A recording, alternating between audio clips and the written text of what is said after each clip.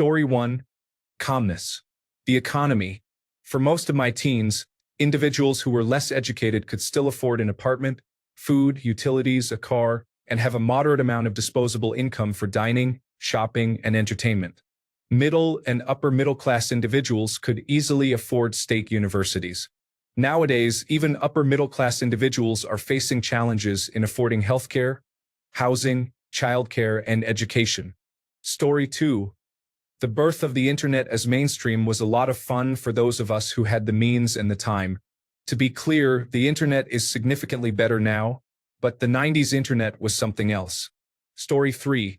No bills, no debts, no responsibilities, the ability to sleep without worry, being in better shape, minimal stress, and an active social life. Story 4. Actually liking people. I have solid friendships and relationships with a select few, but I also have a low and jaded opinion of most people.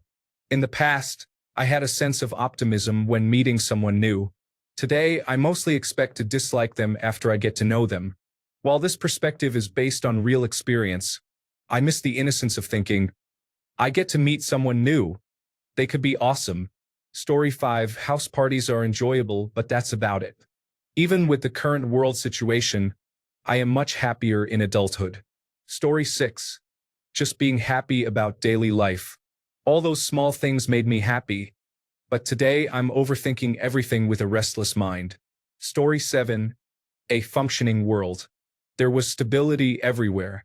Inflation was something in the history books, global warming a distant fantasy, and war with Russia an unlikely joke. Even the sun smelled like lemonade, the grass was a vibrant green, the airplane seats were like queen-sized beds, and filling up the car with gasoline gave me a buzz. The urgent race to watch my television show and the candles that had the scent of a promising future. This alternate reality is frustrating. Pull the emergency brake and let me go back to 1985. Story 8. Always excited about something, wanting to go out and be with my friends doing fun activities, the internet from 2007 to 2016, the intense trash talking in Call of Duty lobbies, standing in line for the Halo 3 midnight launch, and spending countless sleepless nights playing with my buddies made those days memorable. Smoking marijuana felt more enjoyable back then because it was rebellious, and the associated risks added to the excitement. Going to high school football games with friends, attending house parties, and driving old cars to have fun at the lake created great memories. The motivation to pursue goals and the desire for success were filled with optimism. The thrill of choosing a college and moving out was exhilarating. Dreaming about having an apartment was a way to gain more freedom from my parents' house, which was good but limited my independence. I spent long nights just driving around with friends or girls, carefree and with minimal responsibilities. Now, the internet feels like a political and argumentative wasteland. Everyone seems tense, more things are censored, and every day brings breaking news events. I have a well-paying job, but owning a home seems nearly impossible now. Everything on the news appears overwhelmingly negative, biased, and opinion-driven. I wish we could all take a step back, take a breather, and find a sense of calm amidst the chaos. The current environment feels mentally unsustainable. I hope everyone can stop fighting each other and focus on their own lives, enjoying their days and having a great time. Make today a great day. Story 9. I tried to take my own life several times because I didn't see a future. My parents were heavily involved in the church and believed that Armageddon was imminent. They were not very supportive of my college aspirations. Story 10. Having the safe feeling of having my parents and siblings around regularly while still going out with friends and experiencing unsupervised freedom was the best of both worlds. I graduated from high school in 2001, so I grew up without social media, which was great. Story 11. Not having responsibilities can be appealing. I love my children and my wife, whom I met as a teenager, beyond anything. Yet, every once in a while, when days are tough and everyone is asleep, I do miss the times when my only obligation was some form of athletic practice. Story 12. Something I miss from my teenage years is spending weekends at the roller skating rink. It was a big thing for many of us where I lived. I remember coming home from school on Friday afternoons and having my parents drop me off so I could skate until midnight. I missed listening to the mix of classic pop music, the smell of popcorn and musty carpet. and the occasional scent of smoke from the cool kids. We spent hours having fun skating in a circle, sweating and getting blisters. It may sound redundant now, but back then it was great. Now the skating rink has been taken over by a car dealership, which uses the building for repairs. These days, nobody likes to leave their house. Story 13. The sense of freedom without worrying about major responsibilities and the excitement of small things. Story 14. The feeling of doing whatever I want, not really worrying about how it would affect me down the road, was because I believed I would die at 25. I don't know why I had this thought. It was recurring, and I was often reminded of it, like it would just pop into my mind at random. I'm 34 now. My brother died at 25, though. Story 15. No social media or smartphones. Everyone was outside. No feminism. I am afraid to approach a girl to chat due to concerns about being falsely accused of serious allegations.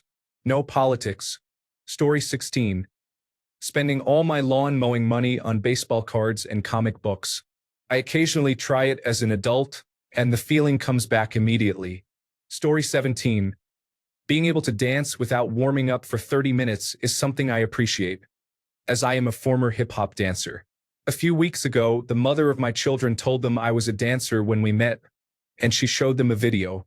My son asked me to perform in front of him, so I did. Unfortunately, I injured my adductor muscle on the second move, and it still hurts today. Story 18. I have spent countless hours with my best friends. Now, it's hard to even arrange a coffee meeting or a phone call. Story 19. Being naive and trusting in romantic relationships. I never held back with romantic gestures until my first heartbreak at the age of 26. I was a hopeless romantic, starry-eyed. I saw the best in people and truly believed that their words meant something and weren't just empty. Story 20. I miss the abundance of free time. The ability to play hours of Halo with my friends and then meet up with the girls by the lakefront. Seeing my friends every day was great. My biggest stress in life was a math test. I also miss being less invested in the larger problems of the world. Life was much simpler when my biggest concern was trying to connect with my girlfriend. Story 21.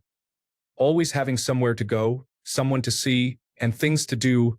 I am much busier now with obligations. Back then, it was about things I wanted to do. I missed that activity and that freedom. Story 22. The ignorance teenagers have regarding basic life issues such as job salaries, rent, and taxes is concerning. I miss being blissfully unaware. Story 23. I miss living in the moment and enjoying life. Nowadays, you cannot do anything without the fear of ending up on social media because you danced amusingly at a concert or something. Story 24. My passion for writing has been affected by a challenging senior year that caused me to distance myself from it. I have struggled to find that spark again. Story 25.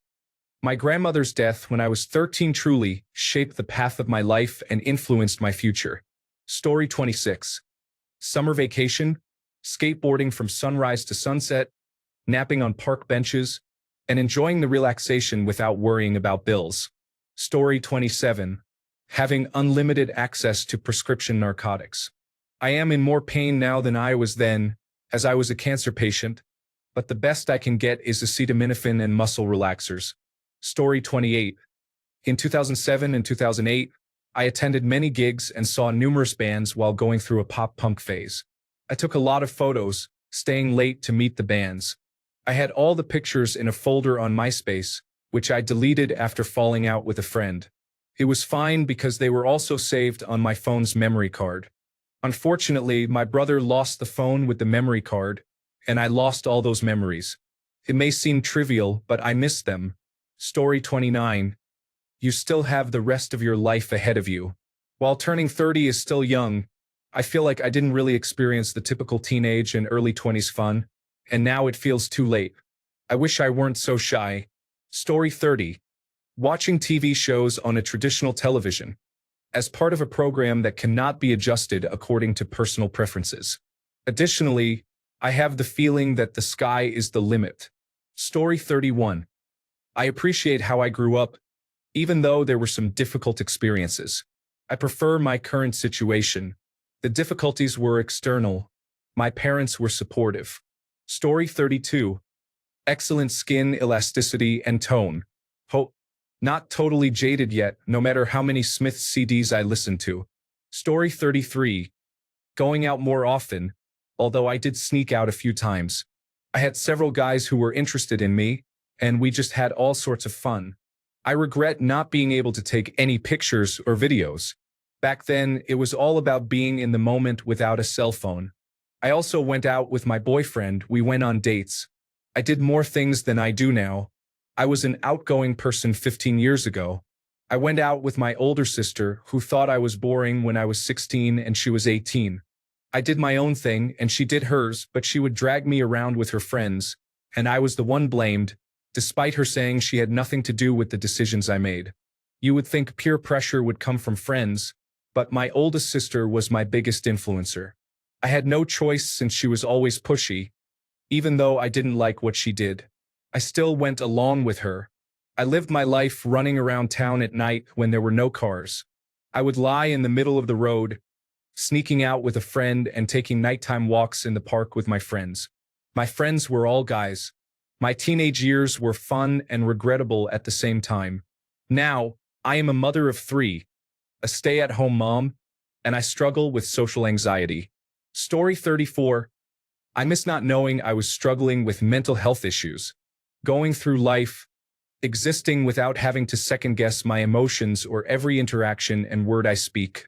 I was able to just feel normal, or what I believed was normal. Of course, finding out I was diagnosed with bipolar disorder explained a lot of strange behavior, but it made me hypervigilant to the extent of crippling anxiety that I'm going to ruin my life again. Story 35.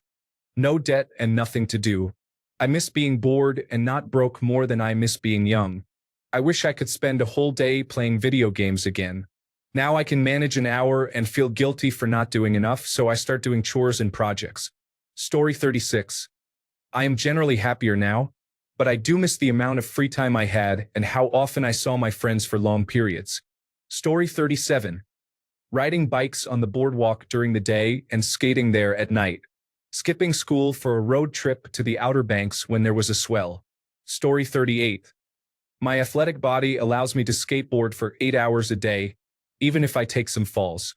At the age of 38, I sprained my ankle on an uneven sidewalk. Story 39. The intellectual playing field is much more balanced. Nowadays, I am keenly aware of those who have ceased active learning after graduation. Story 40.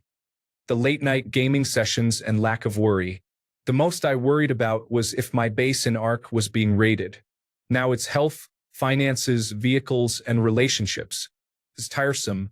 Story 41. People were not overwhelmed by economic stress. They were simply trying to afford a tank of gas. Life was possible in America. Story 42. My happiness was defined by a carefree attitude. I had no care in the world and no plans for the future. I lived each day as it came. Now, I am a couple of months away from turning 30 and attending university in the United Kingdom. My carefree attitude eventually caught up with me. I have spent the last 4 years in education to reach this point, and now I have crippling anxiety about what I am going to do with my life. Story 43. I was allowed to be foolish without anyone being too upset that I didn't understand things. There was also no evidence of any mischief I caused. I'm truly amazed I survived the 1980s and 1990s. I miss how remarkable and talented I was, but of course I didn't realize it, and now it feels wasted. I also really miss my dad and grandparents. I miss being able-bodied and having hopes and dreams. Story 44.